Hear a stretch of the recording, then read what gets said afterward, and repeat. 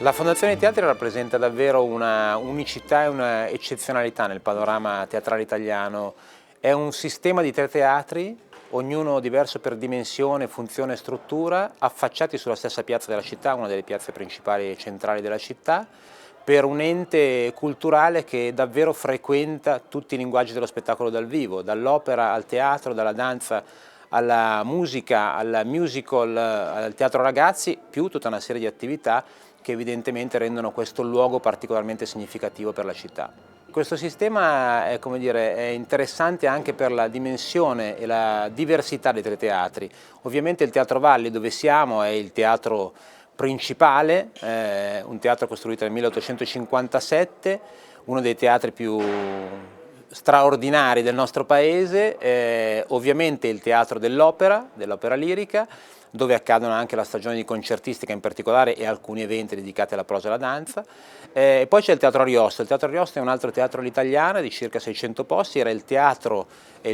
allora si chiamava Teatro della Cittadella, era il teatro della città che poi andò bruciato, a seguito di quell'incendio fu costruito il Teatro Valli, ma fu anche ricostruito il Teatro Ariosto, segno di una operosità, di una straordinarietà di questa città rispetto alla vicinanza di questa collettività al teatro e a quello che rappresentava per loro. Tenete conto che questo teatro, il Teatro Valle, è stato costruito appunto nel 1857 e in una cittadina di circa 30.000 abitanti hanno costruito un teatro da 1.200 posti, quindi insomma qualcosa di sproporzionato, come spesso capita e ogni tanto capita a Reggio Emilia, come città che sa fare dei salti in qualche modo politici e culturali che la rendono qualcosa di eccezionale. Dicevo del Teatro Ariosto, il primo teatro cittadino, un teatro a 600 posti all'italiana, un teatro particolarmente versatile per la prosa e per la danza contemporanea che spesso frequentiamo, e un teatro dove quale abbiamo attivato un progetto di riqualificazione della Sala Verdi, che è la sala che rappresenta il ridotto del Teatro Ariosto, ma è stata una sala storica della città, che è stata chiusa più o meno 20 anni fa, attraverso un bando regionale e un contributo del comune. Tra un mese circa partirà il cantiere per il recupero della sala e avremo una quarta sala cittadina sul quale stiamo facendo dei progetti legati alla creatività contemporanea, in particolare giovanile. La Cavallerizza invece è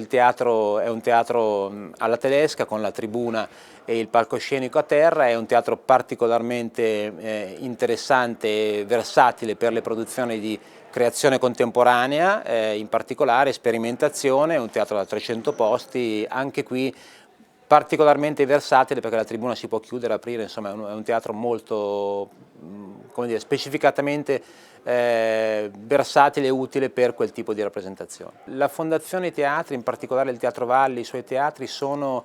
uno spazio pubblico per la città e sono ancora un luogo identitario della collettività di Reggio Emilia, e a partire da questo presupposto, dall'idea e dalla riflessione rispetto al proprio ruolo, alla propria responsabilità nei confronti di questa collettività, il ragionamento è stato quello di cercare di rendere questo spazio sempre più aperto e sempre più pubblico, e quindi attorno alle stagioni teatrali o al festival aperto, piuttosto che al premio internazionale Borciani, che accade ogni 3 anni, uno dei principali premi per quartetti d'archi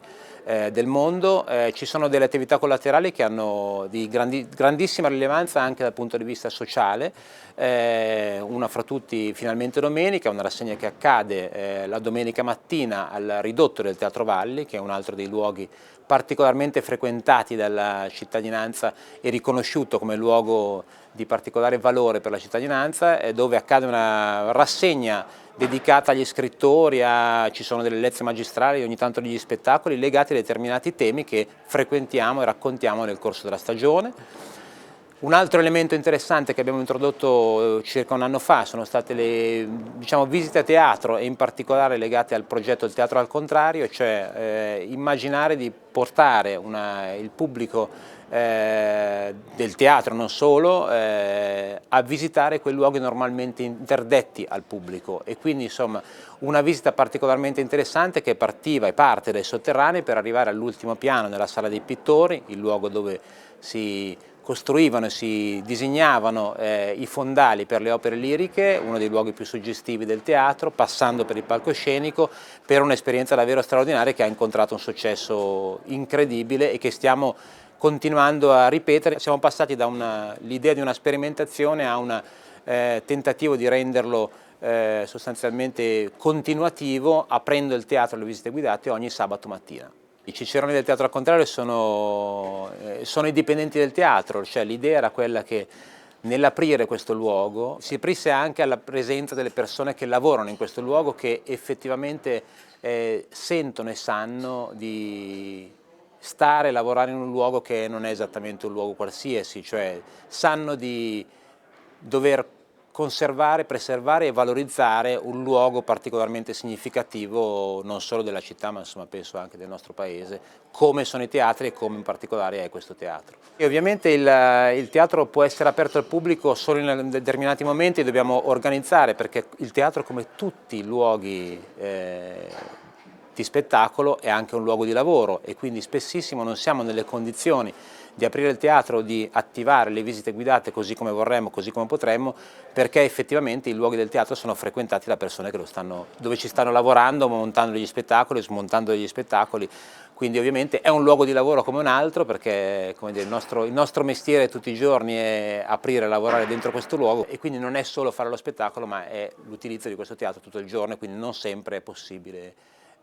fare incontrare le due esigenze. Vorrei vedere questo luogo sempre più pieno di giovani, delle nuove generazioni. Penso che la nostra grande sfida di tutti gli operatori culturali di questo paese sia quello di riuscire a incontrare, a raggiungere, io dico sempre, faccio sempre l'esempio, a raggiungere i ragazzi che stanno qui fuori, che stazionano qui fuori dal teatro in questa piazza, e come dire, gli vorrei raccontare e spiegare che questo è un luogo per loro e che deve diventare per loro perché abbia un futuro, se no non ce l'ha.